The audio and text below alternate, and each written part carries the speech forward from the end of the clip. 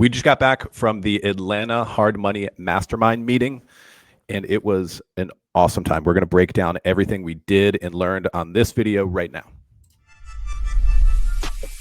Welcome to the Private Lenders Podcast with your host from Hard Money Bankers, Jason Balin and Chris Haddon. This podcast is sponsored by hardmoneymastermind.com.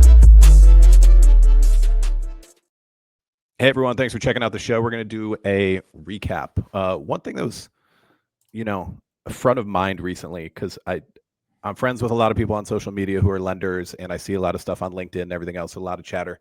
It's always funny to me, the hard money versus private money thing, because there's been a real push towards the private money terminology, which we're totally fine with. And we frankly use them interchangeably. Like we have the Hard Money Mastermind, our company is Hard Money Bankers, and this is the Private Lenders Podcast. So like we use them interchangeably. A lot of people have these random definitions they've made up about, oh, no, I'm not a hard money lender. I'm a private money lender. A hard money lender does this, and I do that. And like, oh, private money is relationship based, and hard money is only asset based, and like all these made up definitions. But the point being, if you're lending private capital, like not selling to institutions, all that stuff, private capital that you control, whether it's yours or money that you raised, this podcast and all of our content, all of our videos is for you. I just wanted to clarify that a little bit, and now we're going to dive into the recap. Well, that topic came up. Some people are, a lot of the topics that we discussed at the mastermind group was marketing related, because a lot of folks are struggling to try to find more and more deals. Their capital is snowballing, their capital base is growing. Not that everybody's fully well capitalized. We obviously talked about ways to generate more capital and investor relations and things like that. But a big topic that was discussed is how's everyone finding deals and, things that is working online, offline, a lot of stuff, relationship based, things that we didn't have to do years ago, that now we're kind of digging in and doing more kind of offline relationship stuff. A lot more follow up. Almost everyone in the group's using Go High Level at this point. Not everybody, but like a lot of people are using Go High Level. One of my favorite things about when we get some of these groups together is figuring out what type of swag to get, something that people are going to use. Nobody just wants some like stupid things that no one's going to use. And we always buy notebooks. And I know that seems simple. And like, if you're watching this on video, like we have these branded notebooks, and it's funny because I go in there, and, it's a big notebook. I could just use the same notebook year after year, but I have, a dozen of them at this point for all of our events. And each one's kind of labeled what event it is instead of using that same one. And I only use like a few pages. And, I like going through this, and I have this still up on my desk. I'm, going through some of the stuff that we went through, some of the new tech stacks that we've been using, definitely some ideas in Go High Level that people are using related to some automations. Because that's always been a good thing. I mean, Go High Level, if you've heard us talk about it, has just been a beast of a project that we've been building out the last few months. And, we onboarded ourselves and our internal sales guy. And then we've, in essence, been onboarding everybody else on our team on it as well. And it's been awesome. And I'm sure we'll continue to do more content of in the future of the automations we've been using. But anyways, let's start about the event in general. So first time we ever did it in Atlanta. I actually don't have a ton of experience in Atlanta, and people will always ask, like, "Man, how do you pick some of these venues? They're pretty cool. What do you do?" This was the first time we actually did it at a resort. It wasn't an all-inclusive resort, but we didn't have to leave the resort, so everything was in there. It's called the Atlanta Evergreen Resort. It was about 30 minutes from the airport. It ended up taking just less than an hour, depending on when you left, but it was nice because everything was right there. Typically we'll try to do these events in like small city centers, and, we're at the hotel, and then there's a nice restaurant, and there's a nice happy hour spot, and then maybe a grocery store, things like that. Because the goal is everyone's busy in general, and nobody wants to get away from their families or their businesses for long periods of time. If you've ever been to like business events, they're not on weekends, they're during the week, right? Nobody has time to do these things during weekends with family time and stuff like that. They want to do things during the week, but also they're busy inside their businesses. And this is an owner operated business. Nobody in our group have this thing completely run itself. This is always going to be an owner operated business, at least the way that we see fit, right? This is an active business. We obviously have a passive wealth building component to it when we invest our own money into notes, but we're all owner operators in this thing. So like people are excited to get there. And then like soon as it's over, people are out the door. Right. So it starts off typically on a Tuesday night, and then it ends Thursday late afternoon around 5:00. And if anybody can get out of town Thursday afternoon, or Thursday night, I should say, like right when it's done, people are rushing to the airports. And when we book events and venues, we want to make sure there's easy access to major airports where people can get to quickly, right? And people that stick around on Friday usually will do like golf or we'll do some sort of outing or things like that. But the good part is it was easy for everyone to get to town because I think everybody was there on time by the 6 p.m. happy hour on Tuesday night that we did at the resort. It was very easy. We had a banquet room, and we had light hors d'oeuvres, open bar, dinner, stuff like that. So that ended up working out great that everyone was able to get there right on time. I think it was also a good upgrade that we did golf on Friday instead of on Tuesday. Because the way we did it up until now is that we would be up at 3 or 4 a.m. to catch a super early flight at 6 a.m., fly a couple hours somewhere, get to our rental car, get to the hotel, go play golf for 4 hours, and then be ready for our 6 or 6:30 opening happy hour. So it was just a brutal day for anybody who wanted to golf, which is a lot of the group. So I think it was a good idea. We always do the actual mastermind meeting part 2 full days, Wednesday and Thursday, but this time we moved the golf to Friday. So everybody who is not in for golf could leave Thursday night, and then golfers are typically happy to stay an extra day to get around it, especially at someplace cool like this, which was, a beautiful resort, lake, 2 golf courses called Stone Mountain, the area. And it does have a huge mountain of stone, which I didn't expect in an Atlanta suburb. But yeah, I think it was a good move pushing that to Friday. And then, we were home by, I don't know, 5 p.m. on Friday. It was great. Next one is going to be Charlotte, North Carolina in May of 26. So if anybody wants to look into that, go to hardmoneymastermind.com, click on live events, and you can schedule a time to talk about it. Let's get into some more like. Yeah. And really, and here's the thing, like if you've heard us talk about events in the past, like there's a limited amount of space because we've been doing these events long enough that like everyone's renewing over and over and over and over and over. And like, these are mastermind events. These aren't like, hey, you can get. It's not a conference. Yeah, this isn't a conference. This isn't a speaking event where you can get 100 people in there. Like if you know what a mastermind event looks like, the group is set up and the room is set up like a U with obviously a projector, but I mean, or a circle where like everyone is looking at each other and everybody's talking and masterminding and things like that. It actually worked out pretty well because we've had a wait list for this for a while, and there was multiple parties, friends of ours that, we've been in this group together with for years that last minute had one hiccup or another. One was in foreclosure court. One was medically ill. One was onboarding this new staff member that they keep pushing back. And they're like, I have to, like, I'm the only one that can do this at this point. So they're longtime members, and we hit up our wait list and we were 4 for 4, right? We talked to 4 people and all 4 of them were like, dude, I'm in. I've been waiting. I've been on this wait list. Like, I'll do whatever it takes. And they were in. So now technically the group is slightly bigger because we're going to, in essence, abide by that. But point being is we're trying to figure out ways to open up new groups and things like that. We've been doing our June event group. So that was a good one. There's a few people from that June event that were on the wait list for this one that are now in here. But anyways, if you're interested in that, feel free to book an appointment. Anyways, so all day Wednesday was mastermind day, right? We had, I think, 17 groups that had to present.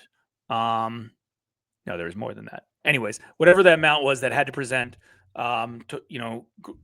total lenders, we did that. And it was funny because I thought we were going to be ahead of schedule because usually we don't have vendor speakers, but sometimes we do some presentations here and there. I'll do a presentation or Chris do a presentation, and we were nervous on time a little bit, but after the first one, we let one of our the groups that has about a $40 million portfolio out of Texas.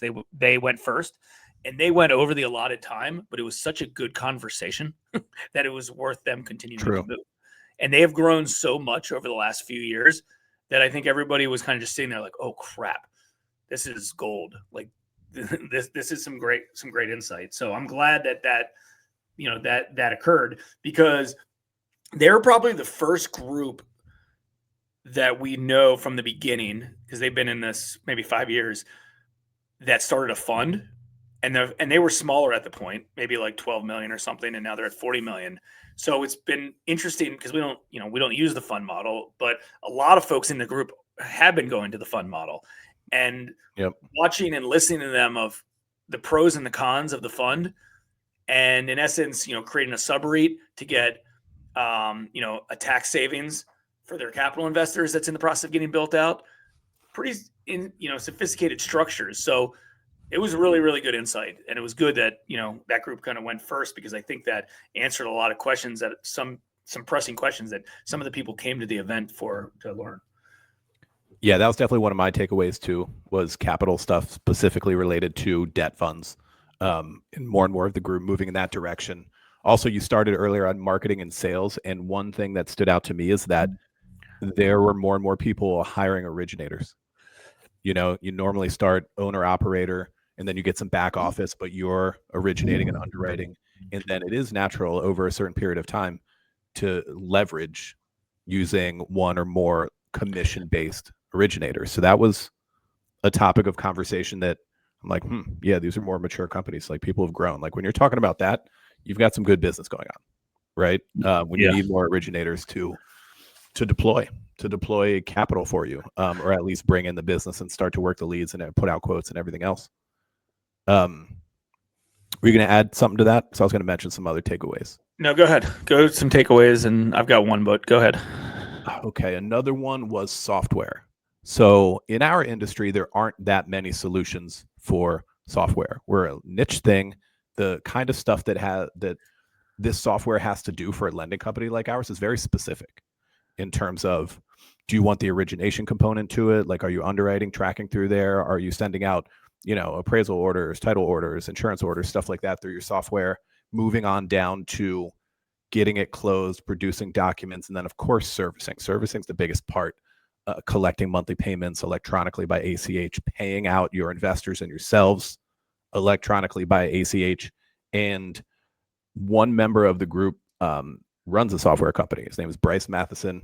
Runs a software called Lender. He's a few years into the game. He's a lender and runs a software company.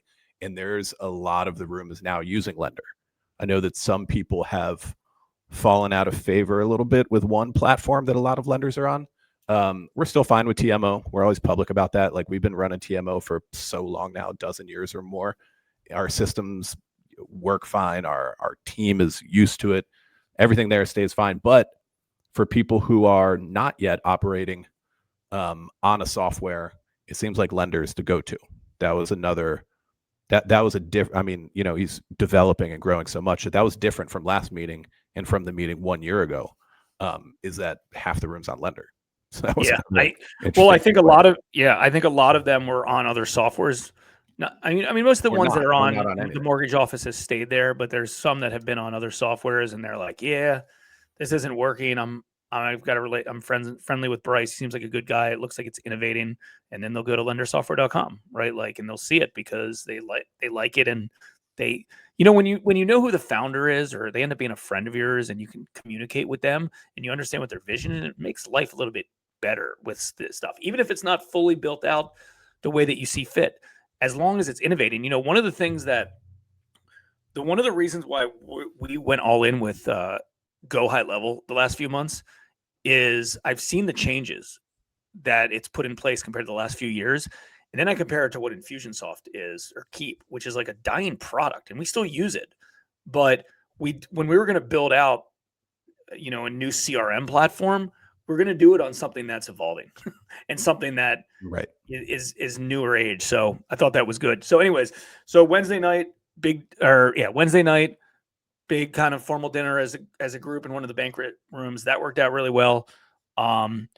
we're always like, how should we set up these tables? Should we do it like long tables or should we do mini tables? And we typically do mini tables and then, you have 6 aside or something. So everyone has the ability. I mean, at this point, a lot of people already know each other in the group, but there was like those 4 new groups that were waitlist that came in that not many people knew, so everybody's very outgoing and wants to learn. Everyone's serious about their business. Like this is one of those things that it's like, hey, over the next 48 hours, I'm going to freaking do my thing.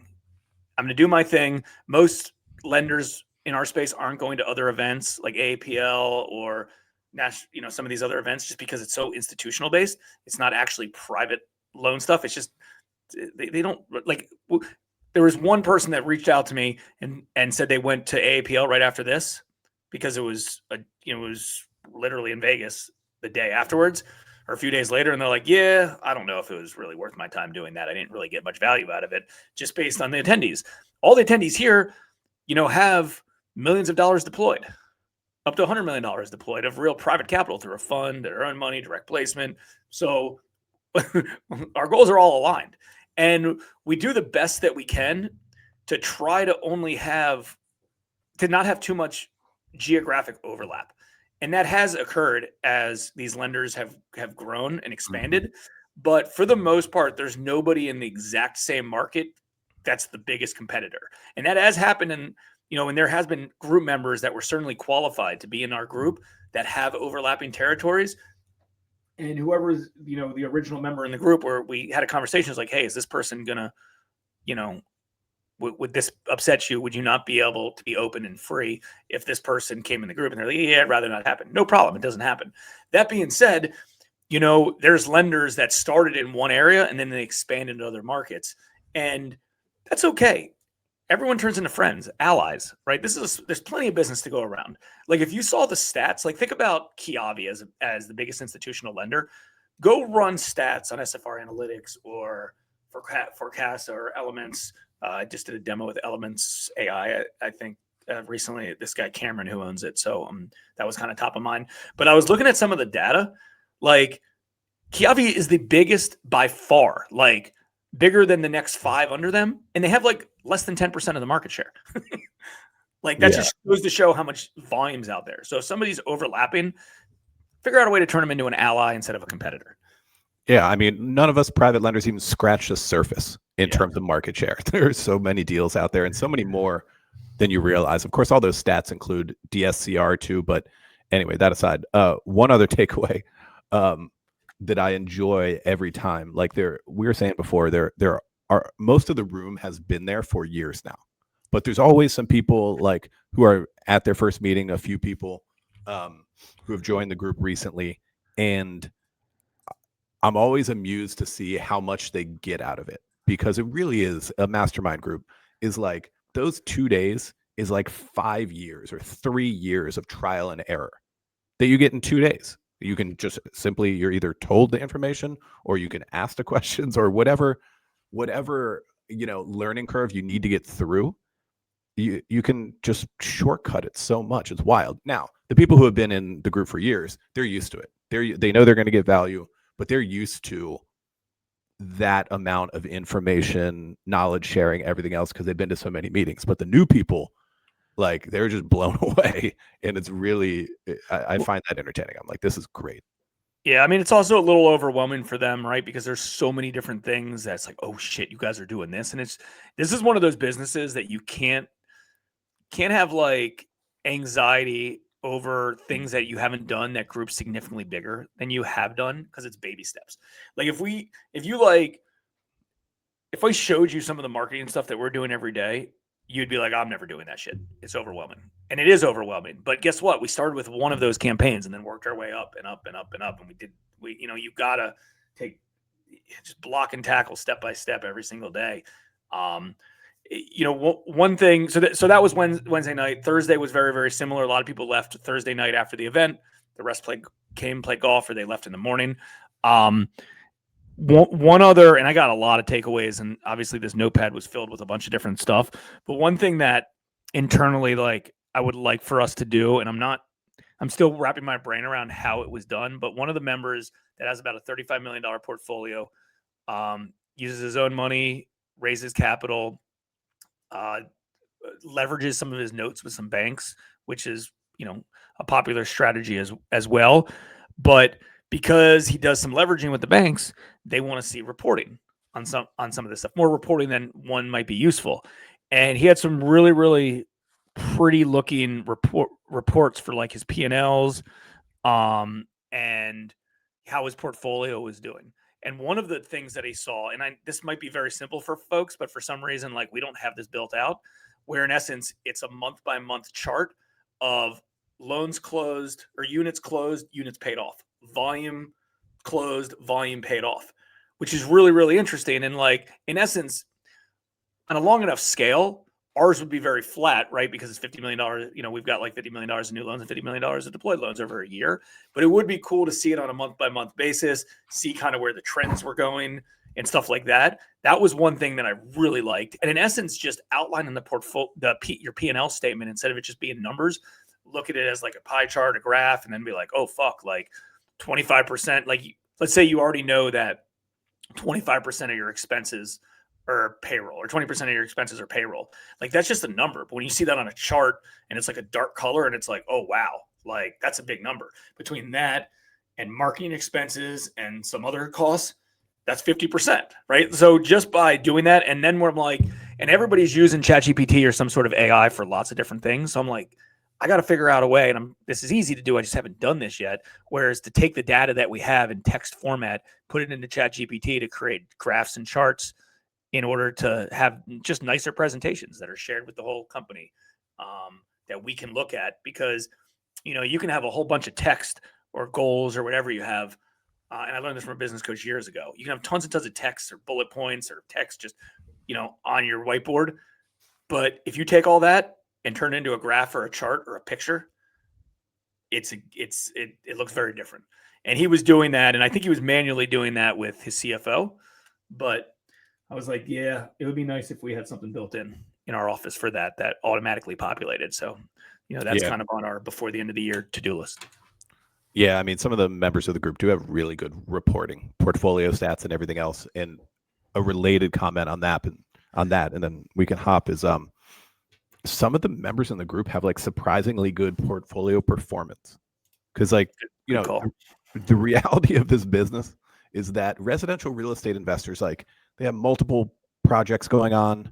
Sometimes they have good exits. Sometimes they're not as good. Sometimes they're buying more and using cash for that. The reality is that like sometimes they're flush with cash and sometimes they're not. And like we've been, lending for 18 years, and like not everyone pays on time in our experience. There's a certain percentage of people that not necessarily like default hard, like they're going to finish the job and exit, but like they get behind on payments and stuff. And like chatting with some of the members in the room, and they're like, oh yeah, I got 75 loans outstanding and I have no 30-day delinquencies.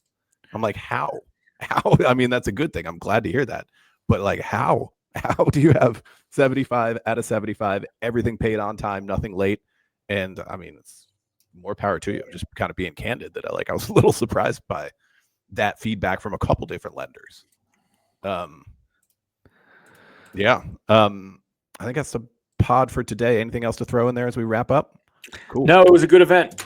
It was good that, a few people last minute had issues that popped out, and, there was a few waiting list folks that wanted to come in, and now they're members of the group, and I'm excited about it. And our next event that's in Charlotte that we have, we're planning for a few more groups to be in there, and, we'll have to be a little bit more strict on time, right? For everyone to have their allotted time, so everyone's able to mastermind and, do stuff. Yep. We also had our buddy Shane do a presentation on marketing and AI and stuff, because he's been helping us out with our Go High Level. He's been helping out with all of our ads, Meta ads, Google, and like we've had a ton of success. And I know that he's working with maybe another dozen private lenders that are in our group on some of their stuff, and that's great as well, because we're able to kind of, hey, this is working, this isn't working, this stuff's good, this stuff's not good. Like, it's being a community in such a small niche is huge, and that's why this mastermind group even started, right? Because everyone can help out each other, because what works on the East Coast might not work on the West Coast. And what works in, the Midwest might not work in Florida. Things are changing. Everyone needs resources, vendors. The biggest lenders in the room can get value from lenders that have a smaller portfolio and vice versa. It doesn't really matter what size you are. Everyone has different strategies, and there's no right or there's no wrong. Whatever works. As a company, like, we would like to be 100% self-funded and just keep it, small, self-funded, extremely profitable. Some people want to create gigantic funds. No problem with that either. It's whatever works for you.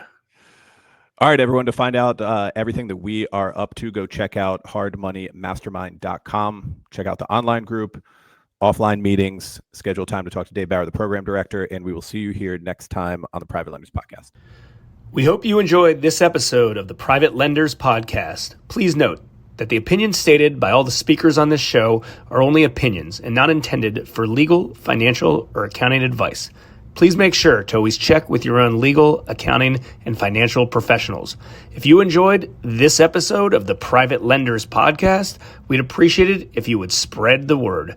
Make sure to check out hardmoneymastermind.com, the #1 free community for new and experienced private and hard money lenders.